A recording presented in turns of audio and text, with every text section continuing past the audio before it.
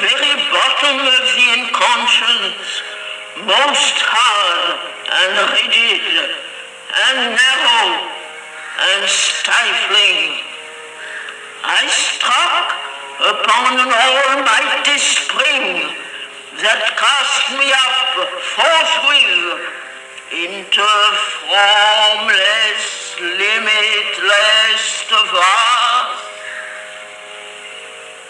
vibrating with the seeds of a new world.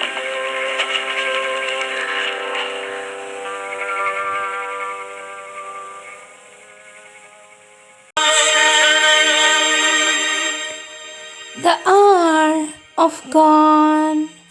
Our Lord Sri Aurobindo says, there are moments when the Spirit moves among men and the breath of the Lord is abroad upon the waters of our being. There are others when it retires and men are left to act in the strength or the weakness of their own egoism. The first are periods when even a little effort produces great results and changes destiny.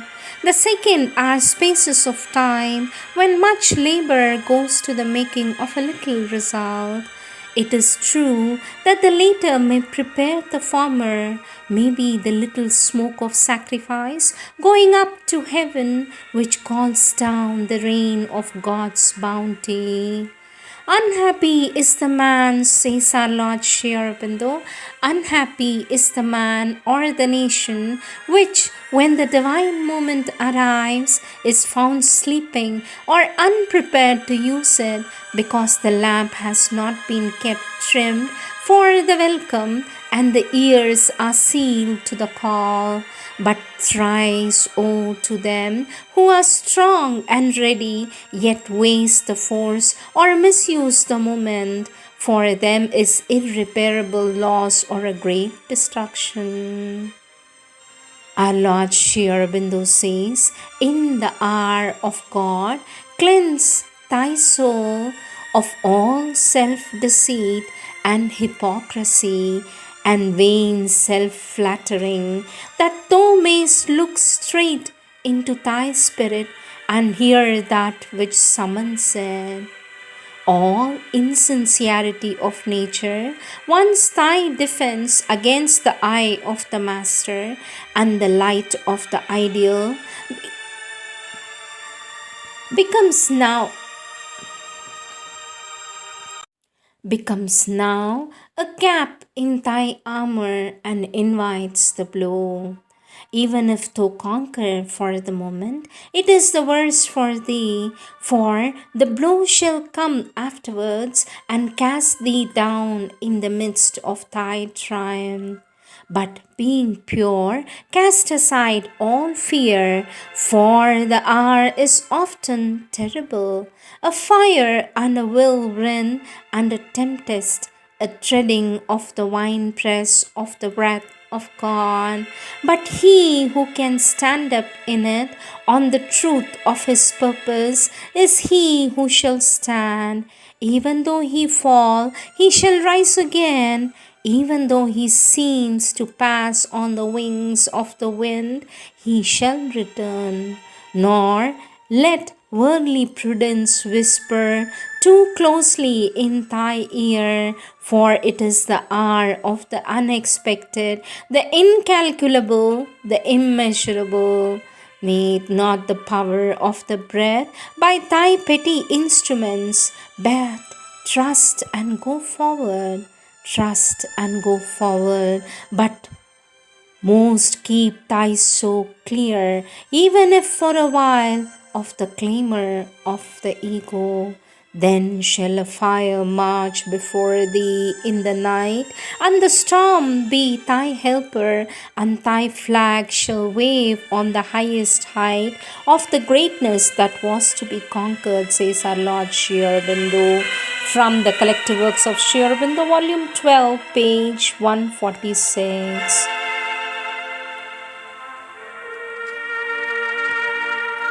Our Divine Mother says, we are at one of these hours of God when the old basis gets shaken and there is a great confusion. But it is a wonderful opportunity for those who want to leap forward. The possibility of progress is exceptional. Will you not be of those who take advantage of this? From the Collective Works of Divine Mother, Volume 12, page 279.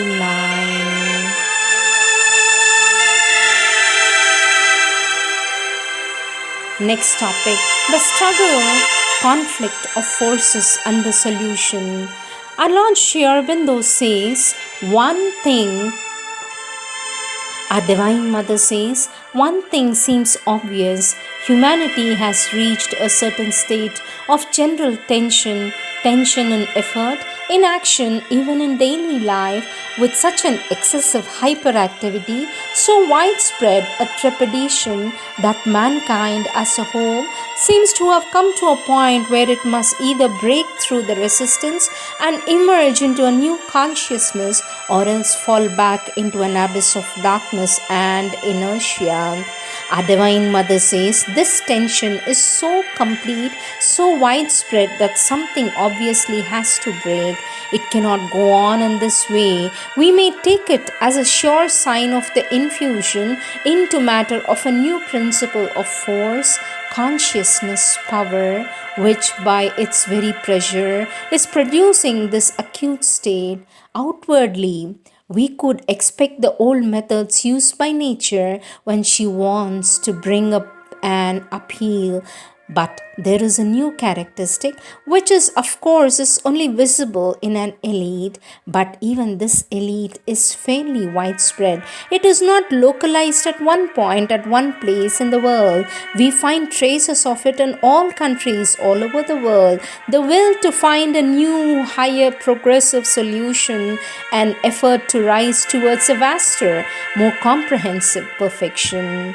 Our Divine Mother says certain ideas of a more general nature, of a wide, perhaps more collective kind, are being worked out and are acting in the world. And both things go together. A possibility of a greater and more total destruction, a reckless inventiveness which increases the possibility of a catastrophe which would be on a far greater scale than it has ever been, and at the same time the birth, or rather the manifestation, of much higher and more comprehensive ideas and acts of will which, when they are heard, will bring a wider, vaster, more complete, more perfect remedy than before.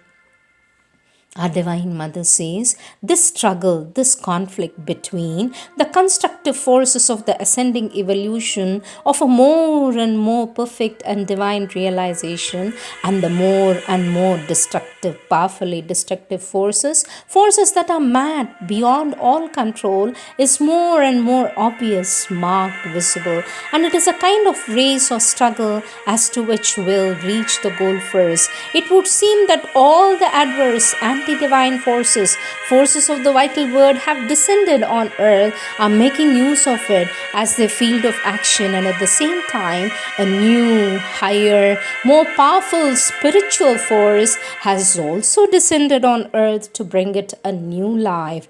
This makes the struggle more acute, more violent, more visible, but it seems also more definitive, and that is why we can hope to reach an early solution.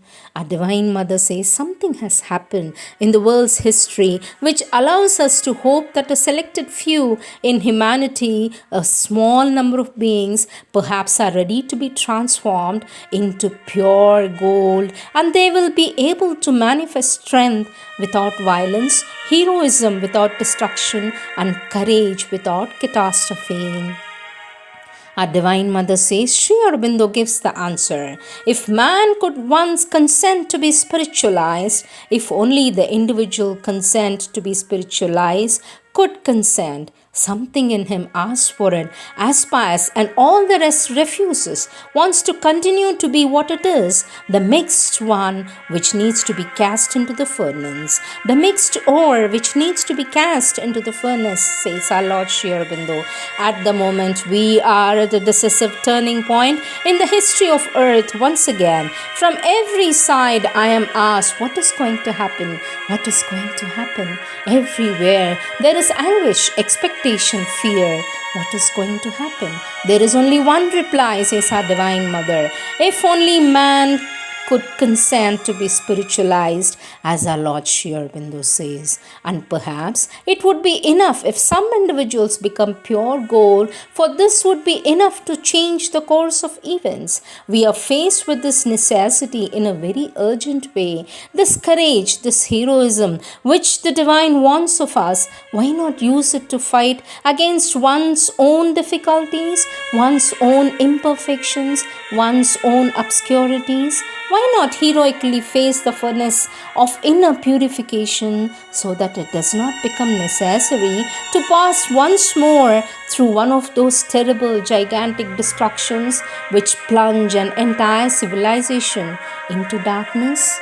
Our Divine Mother says this is the problem before us. It is for each one to solve it in his own way. This evening, I am answering the questions I have been asked, and my reply is that of Sri Aurobindo. If man could once consent to be spiritualized. And I add, says our Divine Mother, and I add, time presses from the human point of view. These are the words of our Divine Mother from the Collective Works of our Divine Mother, Volume 9, page 296.